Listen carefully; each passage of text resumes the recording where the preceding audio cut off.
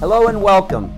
This week's video is now a great time to sell your inherited or probate house? If so, why?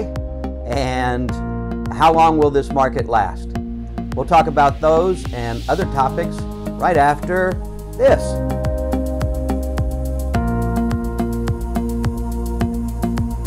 Hello and welcome. So the big question is, today, is that a good time to sell a inherited property or a probate property?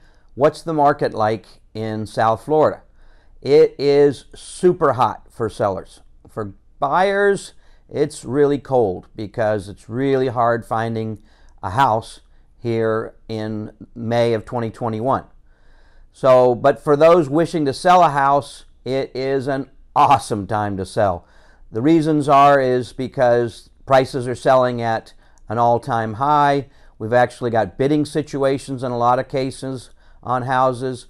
The interest rate is still extremely low, so buyers can borrow money. But the funny thing is, here in South Florida, a lot of the buyers are cash buyers.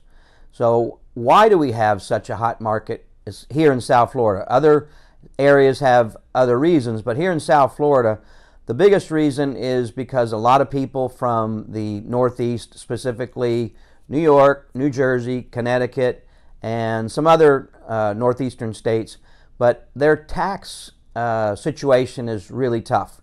It's been tough and it's not getting better, and COVID was like the last straw. It was the last nail in the coffin, so to speak.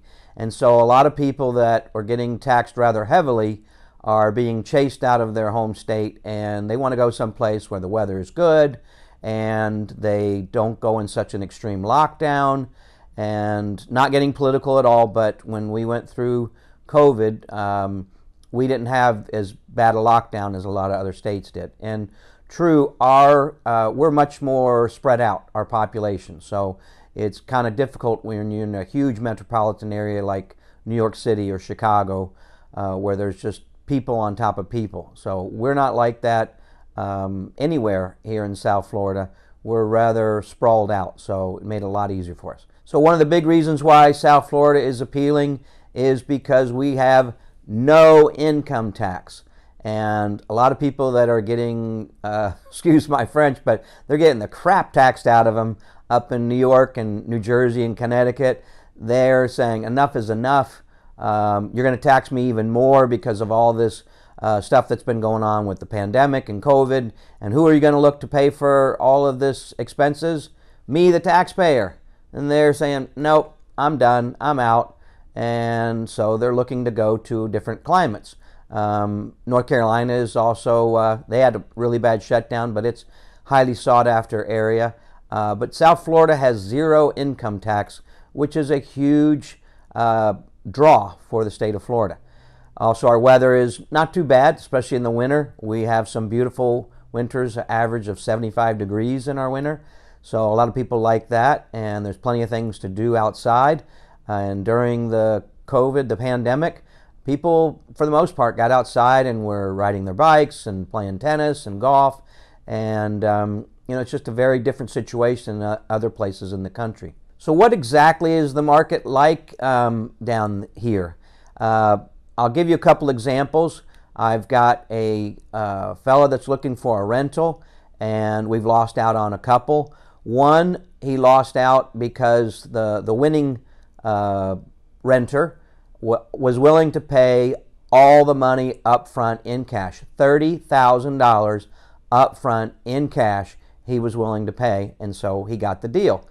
So why was he willing to pay $30,000 cash? Well, what's happening here in South Florida, it's not to say that's exact situation here, but what's happening here is because there is very low inventory for buyers, then buyers who still want to be here are renting. And so it's gobbled up our rental market and made it extremely competitive. So there was another rental that we didn't even get a chance to get in on because when I called, there was already 15 people that were in a bidding situation. It had started at $2,800 a month, was already up to $3,400 a month with 15 people bidding on it.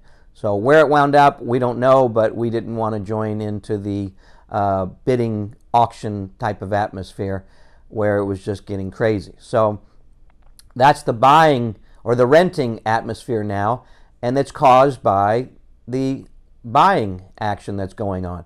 We just don't have enough inventory for buyers coming down, and it's created an extreme shortage.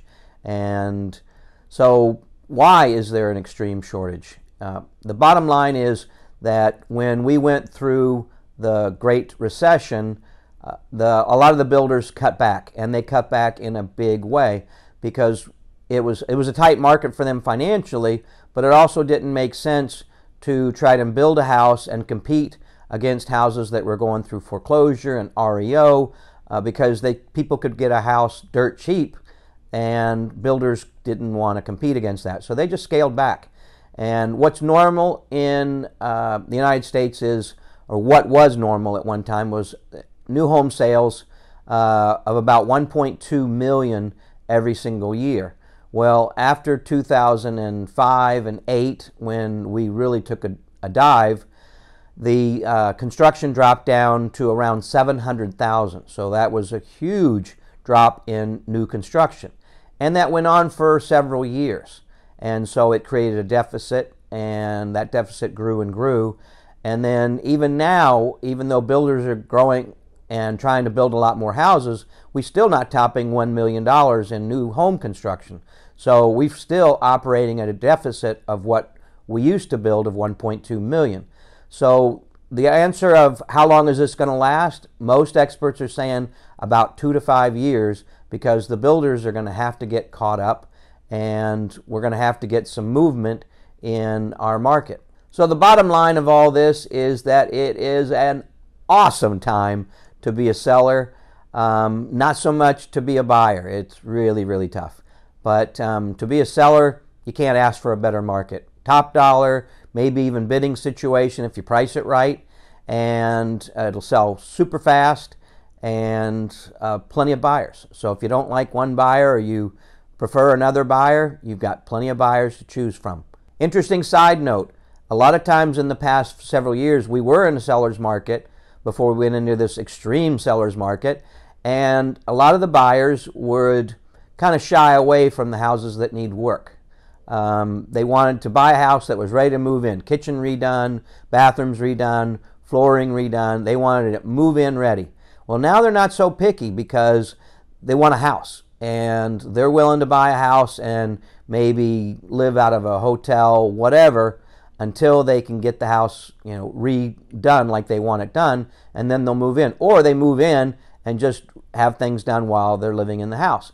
So the market has gotten very different than it was a couple years ago, and which is great if you're wanting to sell an inherited or probate property. And if so, I'm here to help you in any way, and I look forward to helping you.